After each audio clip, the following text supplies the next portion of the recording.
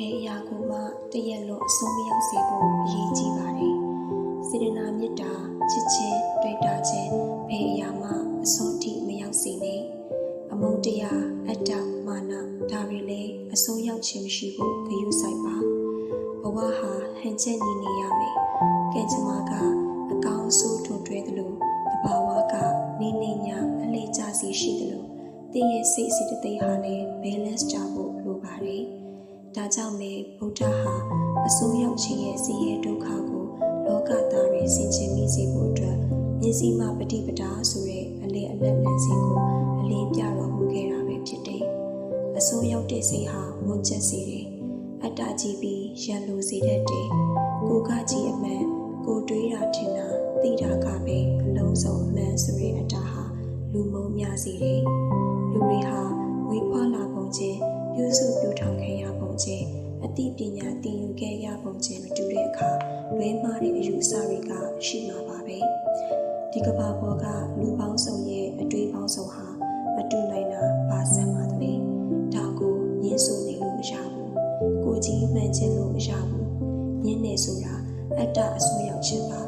ကိုအမြင်ကိုအယူအဆကိုအတင်းတိုက်တွန်းလို့မရပါဘူးဒီအစွဲရောက်နေတဲ့အတ္တကိုမပြင်နိုင်သေး၍လူအတိုင်းဝန်ကနေခြင်းစရာမဖြစ်ဘူး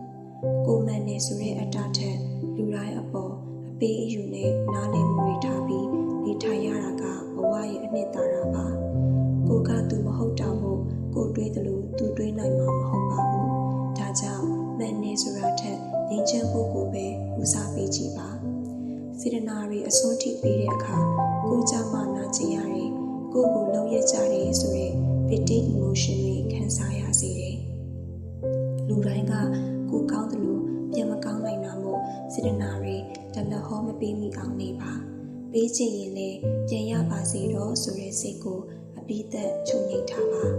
တစုံတယောက်အပေါ်အချစ်လွန်သွားတဲ့အခါကိုချစ်ဖို့မကြံပဲဖြစ်လိမ့်မယ်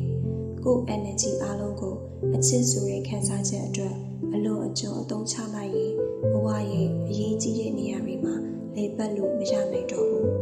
ပူလောင်ခြင်းဆိုတာကိုတွေ့မိတဲ့နေရာကရလာတတ်တာပဲမဟုတ်လား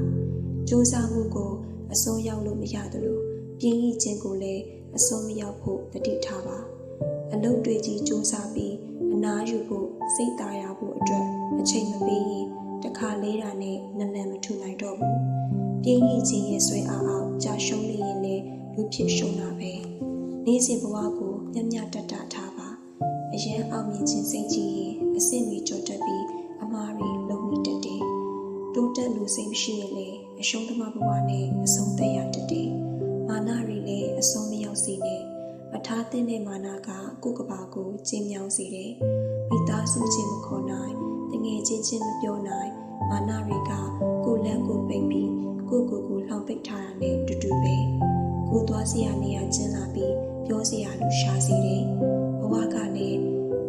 တူတူလေးတည်ခြင်းတရားကိုလည်းအစိုးမရနိုင်တဲ့ခေတ်ကြီးမှာကိုမာနာတွေကိုခွာချလိုက်ပါ